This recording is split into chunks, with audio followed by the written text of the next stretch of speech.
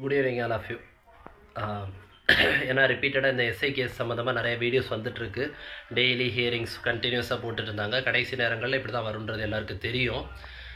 அதனால் நம்மளும் தொடர்ந்து வீடியோ போட வேண்டாம் அப்படின்னு சொல்லிட்டு போடலை. ஒரு வழியாக 17ஆம் தேதி, அதாவது நேற்று நடந்த ஹியரிங்கில் 3 மணிக்கு 57வது ஐட்டமாக வருதுன்னு சொல்லிட்டு போட்டிருந்தாங்க. ஸோ அது ஒரு வழியாக வந்தது.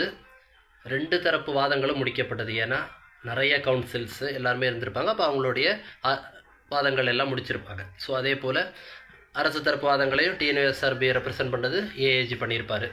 அப்போது அட்வொகேட் ஜெனரலாக அவங்களுடைய ஆர்குமெண்ட்ஸ் எல்லாம் வச்சாச்சு. ஸோ இப்போ இந்த மேட்ரு என்ன பண்ணியிருக்காங்க அப்படின்னு பார்த்தீங்கன்னா, ஆர்டர்ஸ்க்காக போஸ்ட்போன் பண்ணியிருக்காங்க. பட்டு டேட்டு சொல்லாமல் போஸ்ட்போன் பண்ணியிருக்காங்க. ஸோ எப்போ வேணாலும் இதுக்கான ஆர்டர்ஸ் ஒரு டேட்டில் எடுத்து ஆர்டர்ஸ் போட்டுருவாங்க.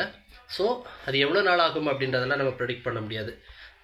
மேபி நாளை கழிச்சு இல்லை மண்டே எப்போ வேணாலும் இருக்கலாம். அதனால் இந்த ஆர்டர்ஸை பொறுத்த வரைக்கும் நம்ம ப்ரெடிக்ட் பண்ண முடியாது.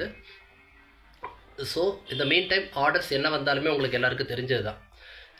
யூஎஸ்ஆர்பி தரப்பில் பெரிய அளவில் இது வரைக்கும் எந்த கேஸுக்கும் அப்பீல் போனது கிடையாது. ஸோ யூஎஸ்ஆர்பி பெருசாக ஒரு ஆஸ்பிரண்ட்டுக்கு ஃபேவராக வந்துச்சுன்னா அப்பீல் போக மாட்டாங்க.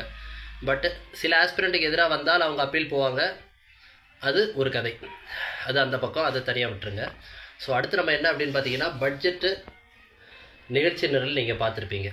பட்ஜெட்டுடைய நிகழ்ச்சி நிரலில் நம்ம போலீஸ் மேட்டர்ஸு, ப்ரிசனு இதெல்லாம் எங்கே இருக்குது, ஃபயர் சர்வீஸ்லாம் நீங்கள் பார்த்தீங்கன்னா உங்களுக்கே தெரியும். கடைசி அர்த்தத்தில் இருக்கும். அதாவது ஏப்ரல் 29-30களில் இருந்திருக்கும். ஸோ அந்த பட்ஜெட் அனௌன்ஸ்மெண்ட்லேயும் ஒரு பெரிய அளவு வேக்கன்சி எதிர்பார்க்கலாம். ஸோ பிசியில் பெரிய வேக்கன்சி அந்த டைமில் நீங்கள் எதிர்பார்க்குறதுக்கான சான்சஸ் இருக்குது. ஸோ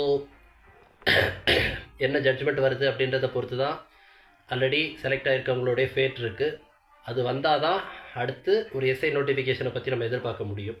ஸோ எஸ்ஐ ஒரு தரப்பில் இருந்தாலும் பிசி நோட்டிஃபிகேஷன் மேபி பட்ஜெட் அனௌன்ஸ்மெண்ட்டுக்கு வெயிட் பண்ணுறாங்களா, இல்லை இந்த பட்ஜெட்டில் 5th போலீஸ் கமிஷன் ரிப்போர்ட் இம்ப்ளிமெண்டேஷனை பற்றி ஏதாவது பேச போகிறாங்களா, இல்லை அப்படி பண்ணினால் அதில் இருக்கக்கூடிய மாற்றங்கள் ஏதாவது வருமா, செயல்படுத்துறதுக்காக வெயிட் பண்ணுறாங்களா அப்படின்றது சரியாக தெரியல. இப்போ அந்த 5th போலீஸ் கமிஷன் ரிப்போர்ட்டை நிறைய சேனல்ஸ் தெளிவாக அலசி ஆராய்ஞ்சிட்டாங்க. நான் சொல்கிறதுக்கு ஒன்றுமே இல்லை. நீங்கள் இந்த ஸ்போர்ட்ஸ் கோட்டெல்லாம் பார்த்தீங்கன்னா அதில் பார்ட்டிசிபேஷனுக்கான ஃபார்ம் 3 எல்லாம் எலிஜிபிளே இல்லைன்னு சொல்லியிருக்கிறாங்க. ஆல் இண்டியா யூனிவர்சிட்டியில் மெடல் பண்ணியிருந்தால் மட்டும்தான் ஃபார்ம் 3. இதுவுமே ஒரு நல்ல விஷயந்தான். ஏன்னா இப்போ ஸ்போர்ட்ஸ் கோட்டா மலிவு விலையில் எல்லா யூனிவர்சிட்டிலையுமே கிடைக்குது. எல்லாருமே போயிடுறாங்க. நாம்ஸ் இல்லாதவங்கலாம் போயிட்டு ஈவெண்ட் பண்ணிவிட்டு ஃபார்ம் 3 வாங்கிடுறாங்க. அதுவே கட் ஆஃப் ரைஸ் பண்ணி விட்டுருது. ஸோ காசு இருக்கிறவங்களாம் வாங்குகிற ஒரு சூழல் வருது. So 5th police commission report implement ஆச்சுன்னா ஸ்போர்ட்ஸ் கோட்டாவில் ஒரு நல்ல சேஞ்சஸ் இருக்கும். கட் ஆஃப்லாம் நியாயமான கட் ஆஃப்களுக்கு வரதுக்கு வாய்ப்புகள் இருக்குது. பழையபடி திரும்ப இறங்கி வரதுக்கு சான்சஸ் இருக்குது. ஸோ வாரிசு கோட்டா ஒரு தரப்பு புதுசாக ஏஜ் ரிலாக்ஸேஷன்லாம் வருமானு கேட்டால் கண்டிப்பாக வராது. என்ன போயிட்டுருக்கோ வாரிசு கோட்டாக்கு ஆல்ரெடி ஏஜ் அதிகமாக தான் கொடுத்துருப்பாங்க. அந்த ஏஜ் அப்படியே கேரி ஓவர் ஆகும். ஸோ அதனால் இதில் எதுவுமே கவர்மெண்ட் பெரிய அளவில் ஏஜ் ரிலாக்ஸேஷனை பற்றியெல்லாம் மாற்ற மாட்டாங்க.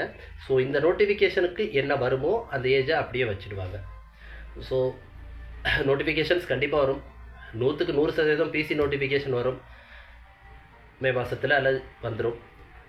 பட் எஸ்ஐ இந்த ஜட்ஜ்மெண்ட்டோடைய ஃபேட்டு, இதை தொடுத்து அவங்க போகக்கூடிய அப்பீலுடைய ஃபேட் எல்லாம் பொறுத்து தான் இந்த எஸ்ஐயோடைய இது வரும். So RRB group D prepare பண்ணிகிட்ருப்பீங்க. எஸ்எஸ்சி ஜிடி முடித்தவங்க ஃபிசிக்கல் ரெடி ஆகிட்ருப்பீங்க. ஸோ நிறைய ஆப்பர்ச்சுனிட்டிஸ் இருக்குது. அடுத்த மாதம் குரூப் 4 குரூப் 1 2 நோட்டிஃபிகேஷனுமே ஏப்ரலில் வந்துடும் சொல்லியிருக்கிறாங்க. ஸோ 6வது மாதம் குரூப் 1 எக்ஸாம் இருக்குது, 7வது மாதம் குரூப் 4 எக்ஸாம் இருக்குது, 9வது மாதம் குரூப் 2 எக்ஸாம் இருக்குது. கண்டினியூஸாக இந்த வருஷம் வந்து ஒரு எக்ஸாம் மேலே தான். ஸோ அதனால் இந்த எக்ஸாம் அந்த எக்ஸாம்னு இல்லாமல் தொடுத்து படிங்க. ஏன்னா அடுத்த ஜிடியுமே எஸ்எஸ்சி கேலண்டரில் ஆகஸ்ட் லாஸ்ட் வீக்னு போட்டு வச்சுருக்கிறான். ஸோ ஆகஸ்ட்டுக்கு முன்னாடி இது ஃபிசிக்கல் மெடிக்கல் கம்பைண்டாக நடக்கிறதுனால முடிஞ்சிடும். அடுத்த ஜிடியும் வந்துடும். ஸோ நல்லா கான்ஃபிடெண்ட்டாக படிங்க. ஏதோ ஒரு வேலைக்கு இந்த வருஷத்தில் போகிறதுக்கான சான்சஸ் நிறையா இருக்குது. ஸோ ஒன்ஸ் என்ன ஆர்டர்ஸ் வருதுன்றதை பார்த்துட்டு ஆர்டர் காப்பியோட நம்ம அடுத்த ஒரு வீடியோ பார்ப்போம். All the best for every one. Thank you.